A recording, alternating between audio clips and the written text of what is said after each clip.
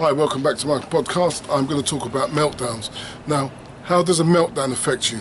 Especially if you're dealing with a child who is autistic. A meltdown can be frightening. You can lose all sense of reality. You can end up in a little bubble. You might be in a hall of 100 people, but you don't remember that. All you remember is that you're getting some sort of pollution, usually noise pollution. And it overtakes your senses. You can't hear anything. You can't see anything. All you can hear is that noise, that sound. All you can see is those people running about. And let me tell you, the first thing you do when there's a meltdown, you leave the child. You let them fall down on the ground.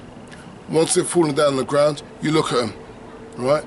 You make sure that they're in no immediate danger, that everything that can be away from them is away from them. Point 2, you ensure that you get the people away from them, because you know what happens? As soon as you drop on the ground, there are people around you like bees around honey. They don't want to get away. They want to see what is going on, what is happening. Get them away. 3, if you can't get them away, you get that child somehow, maybe 2 of you, pick that child up and you bring him to a safe location where there's no noise. It's absolutely peaceful. Right? It must be done this way. Once you get into that location, you start talking to him. Now, if he's autistic, he's not always going to give you an answer, okay? But you can see by looking at his eyes, he's getting calmer.